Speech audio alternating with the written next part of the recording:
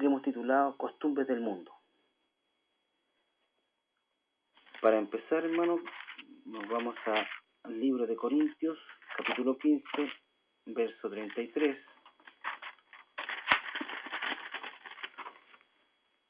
Primera de Corintios, verso 15, capítulo 15, verso 33. Le damos lectura en el nombre de nuestro Señor Jesucristo. Dice: no erréis, las malas conversaciones pervierten las buenas costumbres. Sí, es solamente un versículo, hermano. Bien, al escuchar una prédica, pude advertir cómo el hombre aquel fue sacando a la gente que oía de la Biblia y transformó su predicar en una clase de psicología, en la que dio el siguiente ejemplo. Dijo: un cantante me dijo que él viajó a un país donde las mujeres entraban a la iglesia con sus pechos al aire.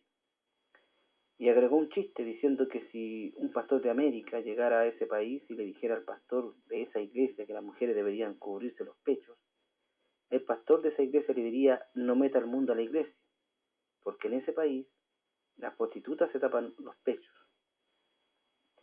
Después de esto agregó ciertas frases y sugerencias que apuntaban a que el Evangelio tenía que respetar las costumbres de los distintos países. Es decir, Dios tenía que amoldarse a las costumbres de los distintos países. ¿Será eso bíblico, hermano? ¿Tendrá Dios que adaptarse a las distintas costumbres de los distintos países? Porque yo estuve durante más de una hora escuchando a este personaje y nunca dio un ejemplo bíblico de lo que él estaba diciendo. Su hablar era pura psicología de vida. Pero un hijo de Dios siempre hablará basándose en la Biblia, porque esto Dios mandó a hacer, por un motivo muy particular, para que Dios sea glorificado. Esto lo vemos en Primera de Pedro, capítulo 4, verso 11. Vamos a Primera de Pedro, capítulo 4, verso 11, donde dice: si alguno habla, hable conforme a la palabra de Dios. Si alguno ministra, ministre conforme al poder que Dios da, para que en todo sea Dios glorificado por Jesucristo, a quien pertenece la gloria, el imperio por los siglos de los siglos. Amén. Ahora, esto nos demuestra a nosotros que este hombre no quería glorificar a Dios usando su bendita palabra. Dios es absoluto, hermano. Él manda y el hombre obedece. Él exige, no pide favores, porque Dios y su palabra es supremo, porque no se adapta a nada que Él no califique como correcto. Si nos vamos a un ejemplo, podemos ir a la década del 60 del siglo pasado. Unos misioneros llegaron a una tribu en África. Cuando empezaron a evangelizar esa tribu, empezaron a predicar del Evangelio del Señor Jesucristo, y cuando llegaron a la traición de Judas Iscariote, todos los de la tribu saltaron de alegría y se dispersaron del lugar. En días posteriores, los misioneros averiguaron que en la tribu la costumbre que se consideraba más inteligente y sabia y de gran honor era traicionar. Con el tiempo y la dirección de Dios, los misioneros pudieron terminar de predicar el Evangelio esta vez completo, y los que se sentían orgullosos de traicionar cambiaron y se convirtieron a Jesucristo. Como podemos ver, Dios no se adaptó a la costumbre de la gente que constituían esta tribu. Los respetó, pero poco a poco los transformó en sus hijos. Esto es el Evangelio, hermano. Un cambio de mente, cambio de dirección. Si tomamos la bendita palabra de Dios, en el tiempo antiguo, por ejemplo, en los días de Noé, las naciones del mundo tenían sus costumbres. Se casaban los padres con las mismas hijas, hasta con los animales se casaban. Y las conductas sexuales eran degeneradas. Los hombres se acostaban con mujeres, con hombres, con animales, y las mujeres nacidas de igual modo. También practicaban la idolatría, la hechicería, la brujería, y todo esto es condenado por Dios.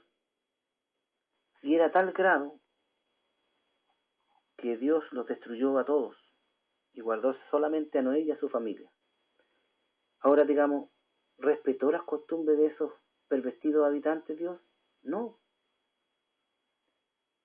Dice la Biblia que las malas conversaciones pervierten las buenas costumbres, como leímos recién en 1 Corintios, capítulo 15, verso 33. Esto porque en aquel tiempo las ideologías griegas trataron de introducir sus creencias al decir que el pecado solo estaba en el cuerpo, y al morir el hombre se liberaba del cuerpo y por lo tanto del pecado. Esto es muy griego. No olvidemos que ellos enseñan que el cuerpo es para ser usado al máximo en lo que sea sexo, comida, idolatría. La Biblia dice que el contacto con estas personas era peligroso para la forma de vida que tenían los cristianos. La Biblia siempre nos llama a apartarnos del mundo, porque fuimos una vez del mundo y anduvimos tras las corrientes del mundo, que está bajo el poder del maligno. Esto lo podemos ver en Efesios capítulo 2, verso 2. Verso 2. Capítulo 2, verso 2, entonces Efesios. Dice, en los cuales anduviste en otro tiempo, siguiendo la corriente de este mundo conforme al príncipe de las potestades del aire, el espíritu que ahora opera en los hijos de desobediencia. El espíritu del diablo opera en la gente del mundo. Por eso no tenemos que ser amigos del mundo, según el libro de Santiago, el capítulo 4, verso 4. Santiago 4, verso 4, donde dice, oh almas adúlteras, ¿no sabéis que la amistad con el mundo es enemistad contra Dios? Cualquiera pues que quiera ser amigo del mundo se constituye en enemigo de Dios.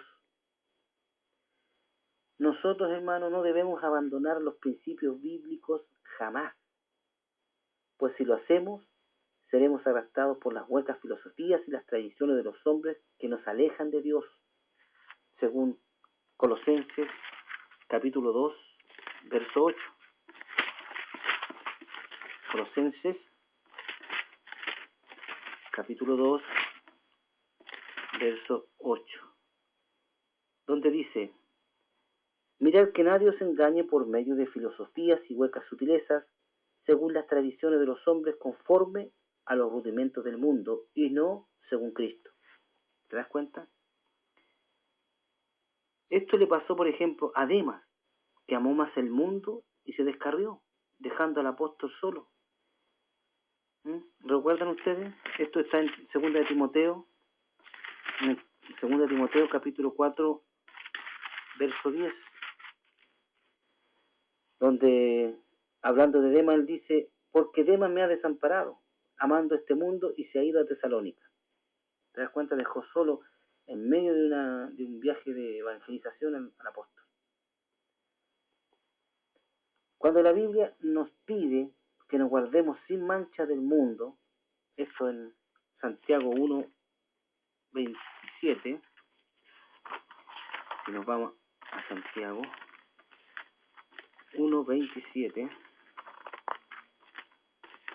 aquí está, donde dice, la religión pura y sin mácula delante de Dios el Padre es esta, visitar a los huérfanos, a las viudas en sus tribulaciones y guardarse sin mancha del mundo. Cuando la Biblia nos pide entonces que nos guardemos sin mancha del mundo, es que no practiquemos las costumbres del mundo, que en su mayoría son contrarias a la voluntad de Dios. Es decir, pecado. Lo que nos demuestra que Dios no se amolda a las costumbres del mundo. La gente del mundo tiene que cambiar sus costumbres para vivir con Dios. La idolatría, o el idólatra, el ladrón, el hechicero, el violador, el ateo, el travesti, el homosexual, el estafador, el alcohólico, el drogadicto, la prostituta, Y todo el que practique algo que está contrario a la voluntad de Dios, al recibir a Jesucristo, será perdonado y regenerado por el Espíritu Santo, es decir, cambiado moralmente. Como podemos ver, el hombre es el que tiene que sujetarse a la voluntad de Dios, porque solo Dios es bueno. Mateo 19, 17. Mateo 19, 17, donde le dicen al Señor, Señor bueno, y Él le responde, ¿por qué me llamas bueno? Ninguno hay bueno sino uno, solo Dios. Y nosotros los hombres, todos, somos malos. Romanos, capítulo 3, verso 9.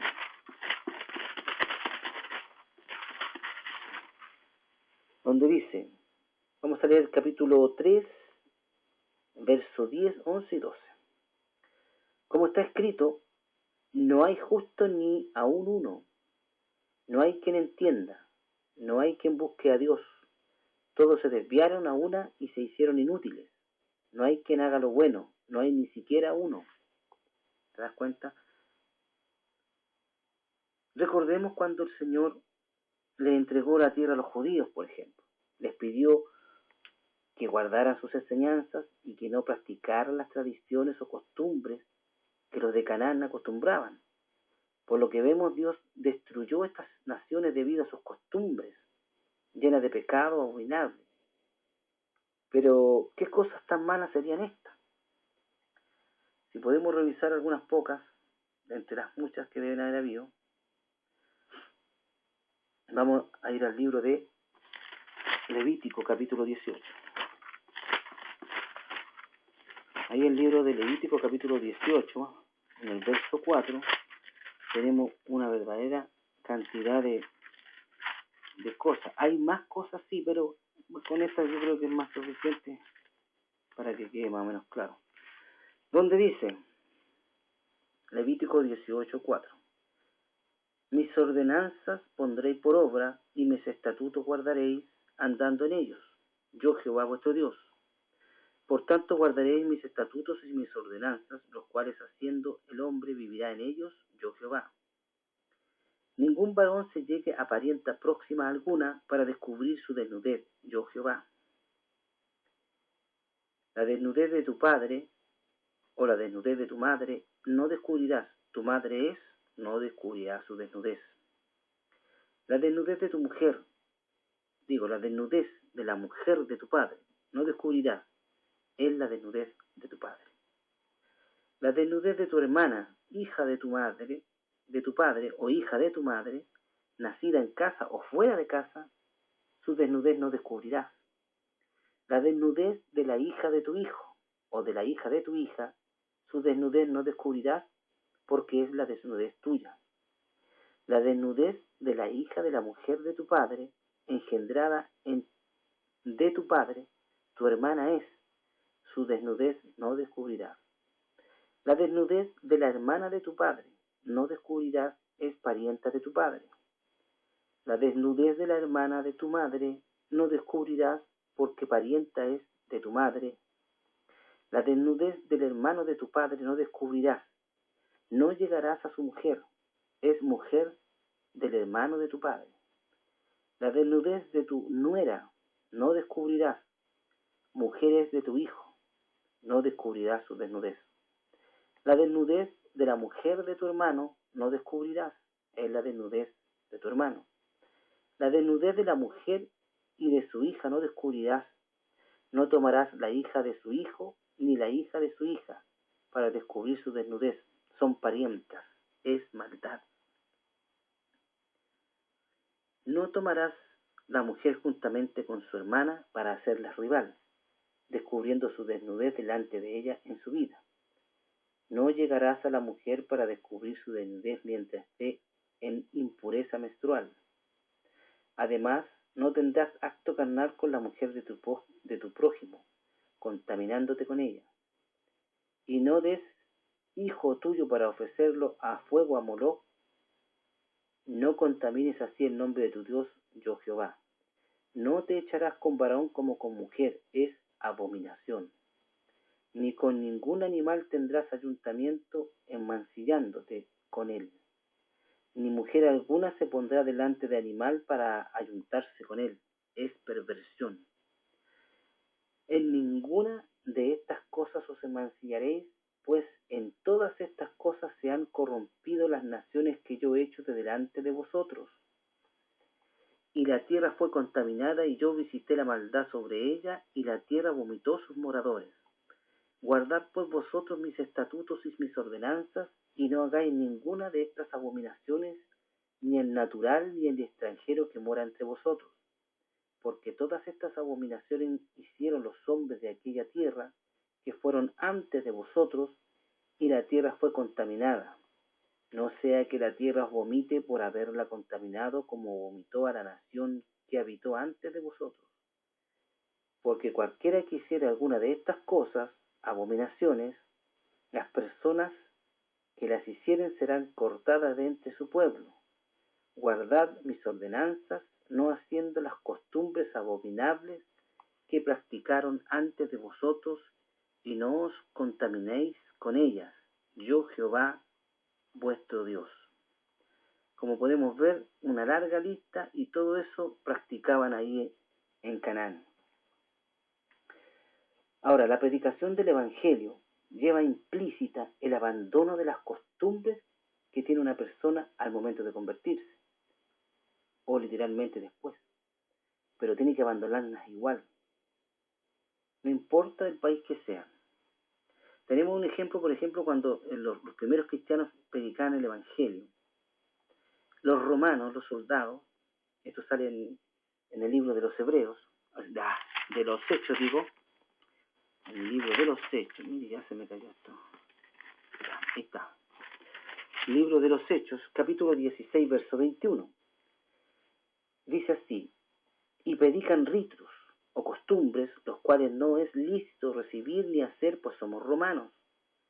Aquí los soldados están reclamando con respecto a la predicación de los cristianos, porque la ley romana prohibía la introducción de nuevos dioses al aplicarse a todo tipo de religión, y esto también incluía el convertirse a otros dioses. Pero la acusación de los soldados es hipócrita, porque ellos no estaban interesados en eso. Estaban enojados o tenían un cierto odio porque la predicación de los cristianos iba en contra también de lo que ellos hacían, que era aprovecharse de su autoridad, y hacían todo tipo, eran corruptos ellos, hacían todo tipo de malabares para poder sacar dinero de la gente, ya sea de los impuestos, de lo que fuera. Entonces, por eso que estaban reclamando ellos esto, no porque estuviesen cuidando la ley, pero aparentaban cuidar la ley, la religión y el buen orden. ¿Te das cuenta? Pero queda claro aquí con este reclamo que los cristianos estaban predicando el Evangelio, y que debería existir un cambio de vida, que el ladrón dejara de robar, y etcétera, etcétera.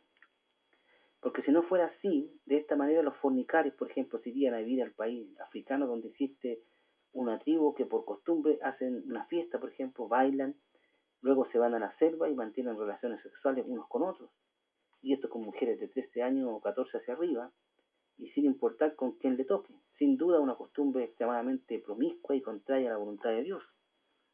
¿Tú crees que Dios respetaría esa costumbre? Yo creo que no. Si Dios permitiera esta costumbre, o a esta tribu, que permaneciera con esa costumbre, como dice este supuesto predicador del Evangelio, respetando sus costumbres, sería injusto con el resto del mundo al prohibírsela. Dios sería un hipócrita, porque por un lado dejaría a cierto grupo practicar algo que él dice que es pecado, pero a otro grupo se lo prohibiría, solo porque están en el otro lado del mundo. ¿Te das cuenta? ¿Qué clase de Dios tiene este predicador? Y qué poco inteligente al enseñar algo tan ridículo. Se nota que esa enseñanza sale de su pequeña mente, que no puede entender la grandeza y el poder del Dios Todopoderoso. Revisemos algunas costumbres, por ejemplo, que hay en el mundo. Vamos a irnos a México con el culto de adoración que hay a la Santa Muerte. Esto, de paso, la Santa Muerte, hermano, la muerte es un demonio. un demonio que va a ser echado al lago de fuego y azufre después del juicio a las naciones, después del juicio final. La muerte va a ser echada al lago de fuego y azufre.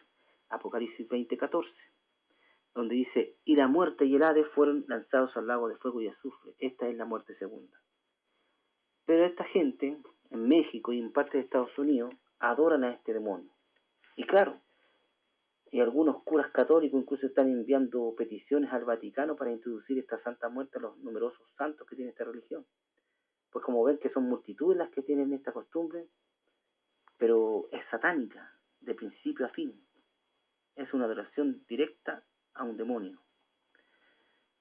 Vamos a leer aquí un poquito sobre la Santa Muerte en un extracto de Wikipedia, de la Enciclopedia Libre.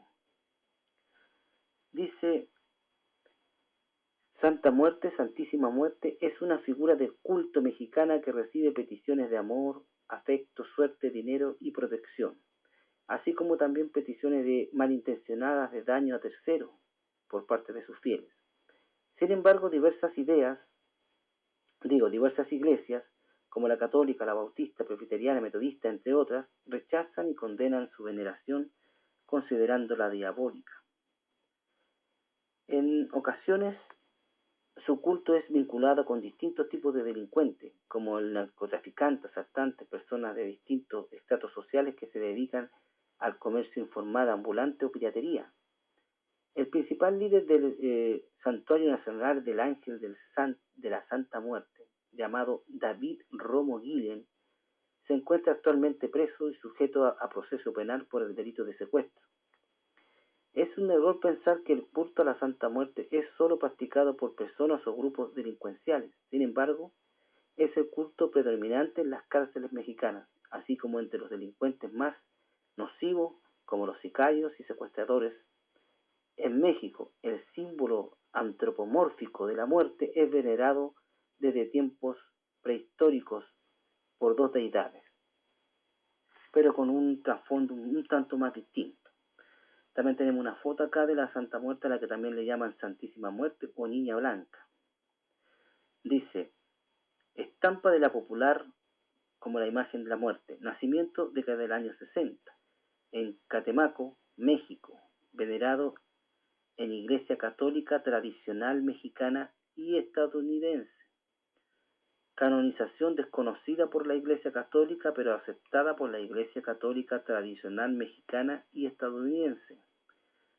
La festividad se realiza en el mes de noviembre. ¿Te das cuenta? Mira la tradición. ¿Tú crees que Dios amoldaría su evangelio para que esta gente pudiera seguir con su culto a la Santa Muerte? Por supuesto que no. Ahora sí vamos a tribus africanas. Tenemos una costumbre bastante un poco bestial, pero esto es una circuncisión que se hace a las mujeres, hermano. Esto es en la escuela de mujeres en Gineceo, donde desde hace siglos las mujeres se transmiten un terrible saber al que le llaman Jonjal Jigen. Esto es la ablación africana. Es uno de los puntos donde pervive la mutilación genital femenina. Esto se efectúa entre 80 y 114 millones de mujeres y niñas. Suele practicarse en niñas de 4 a 10 años. Habitualmente lo realiza una partera o si no la persona más anciana del lugar.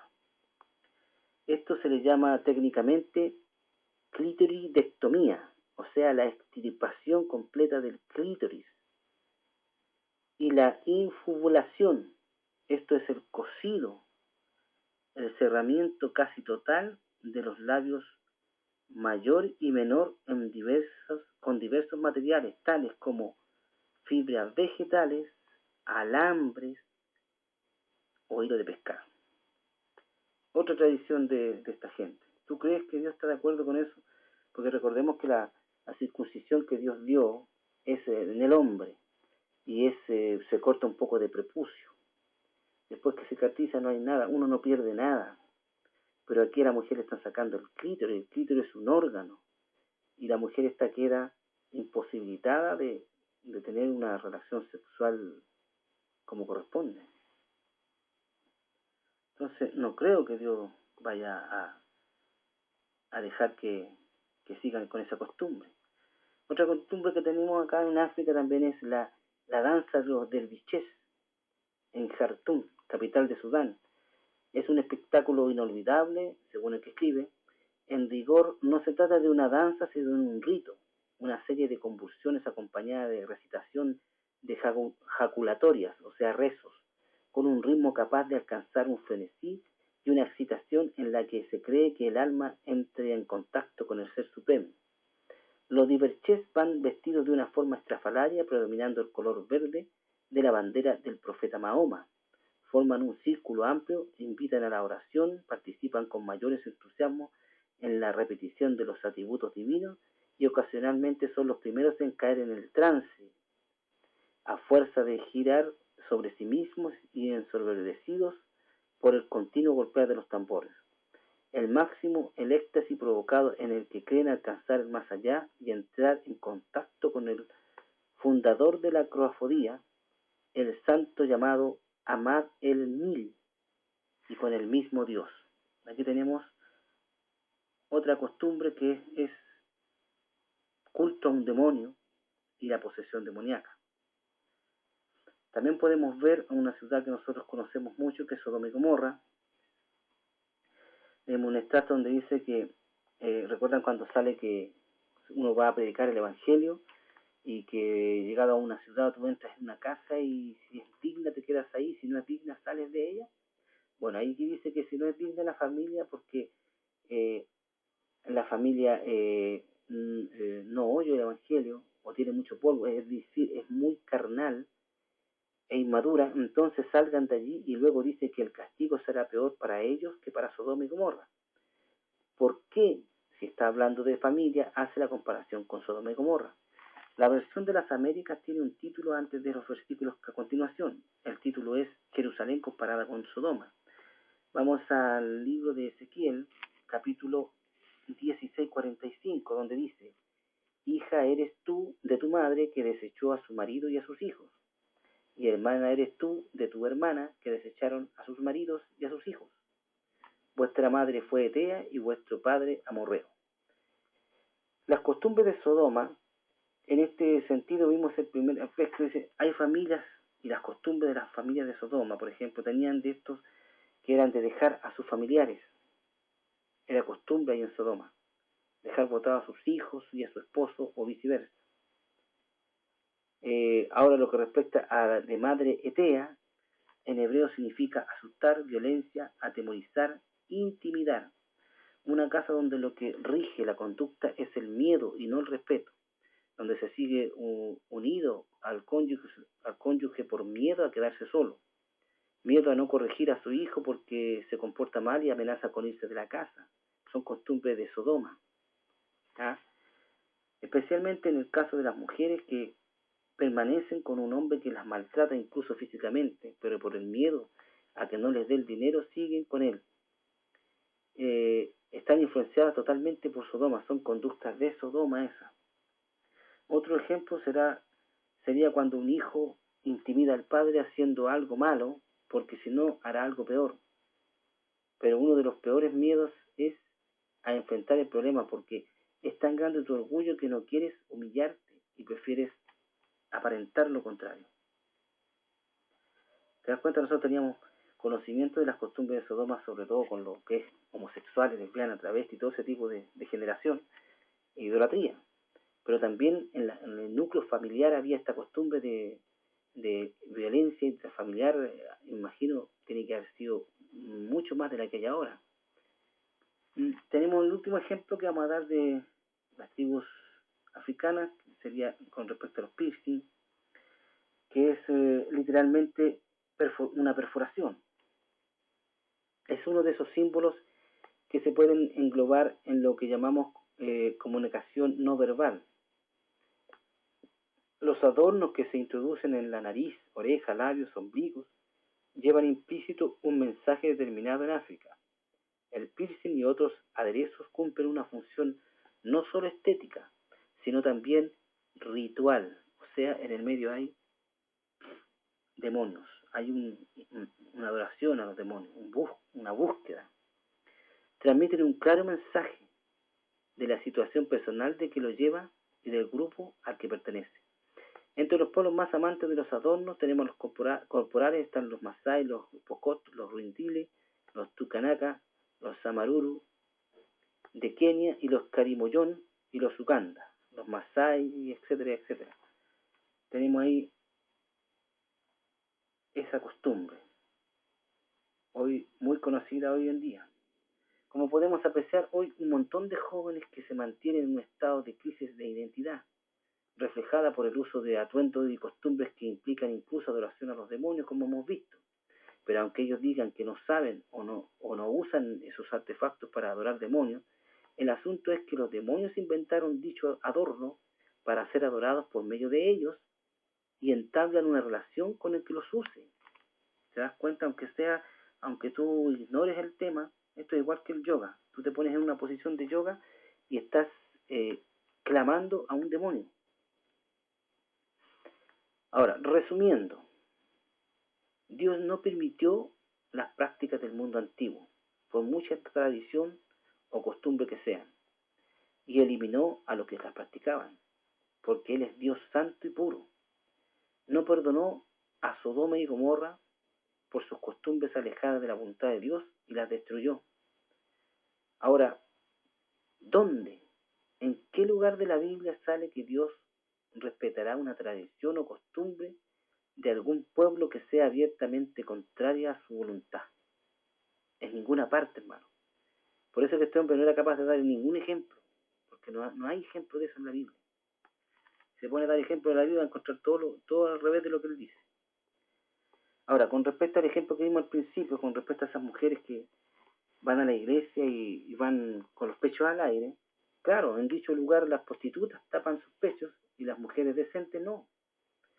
Pero cuando esas mujeres comiencen a hacer lo que un adorador de Jesús hace, que es estudiar la palabra, orar y adorar, le orarán que a Dios no le agradó la forma de taparse de Adán y Eva, y Él mismo los vistió. Esto lo podemos ver en Génesis capítulo 3, verso 21, donde dice: Jehová Dios hizo al hombre y a su mujer túnicas de pieles y los vistió. Entonces, conforme se vayan llenando del Espíritu Santo estas mujeres, entenderán que deben cubrirse, y la costumbre de dicho lugar cambiará. Las prostitutas se cubrirán los pechos y las hijas de Dios también se cubrirán los pechos, mientras que las que no se conviertan a Dios seguirán con sus pechos descubiertos. ¿Te das cuenta?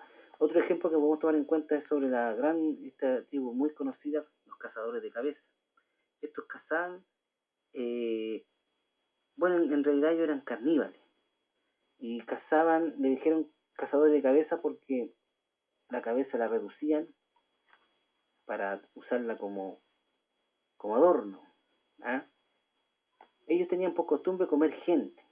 Hoy las leyes del país se lo prohíben, pero antes de eso, los que se convertían en cristianos dejaron de matar y cortar cabezas porque se enteraron que el Dios al que se convirtieron no le agradaba eso.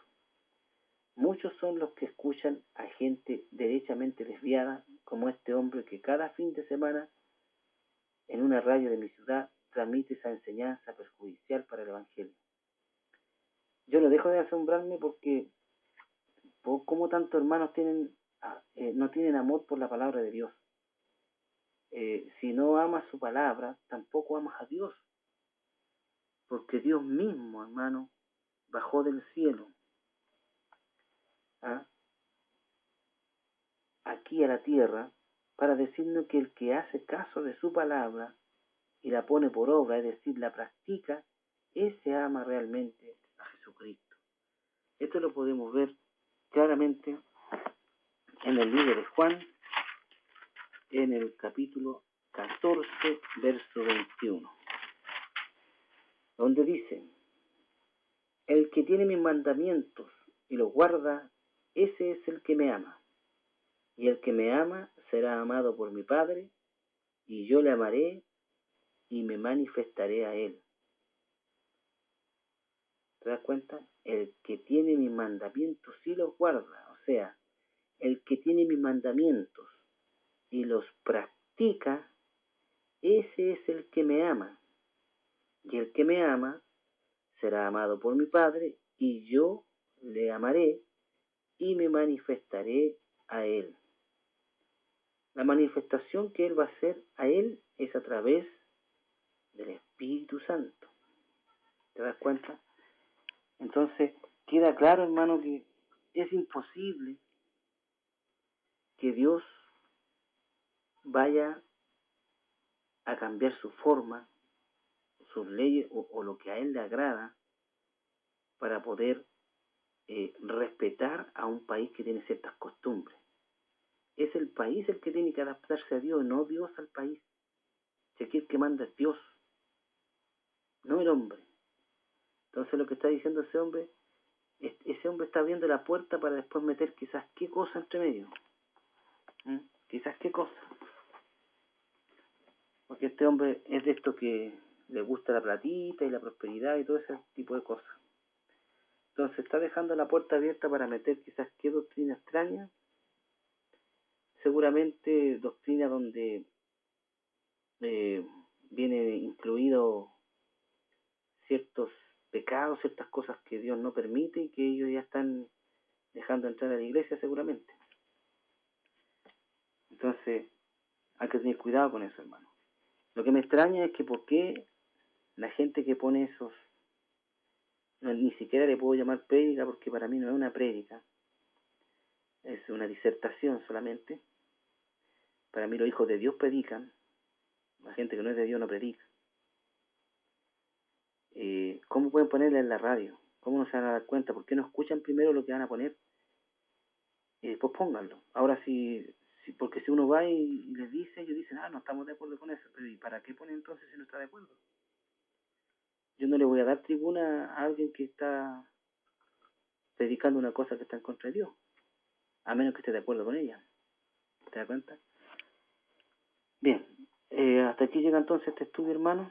Espero que sea de bendición. Como les digo, este estudio es un pequeño, es un escueto estudio sobre este tema que usted puede usar para iniciar una predicación, puede usar para iniciar un estudio mayor. Esa es la idea. Que sean de bendición, hermano, y que el Señor Jesucristo les bendiga grandemente. Amén.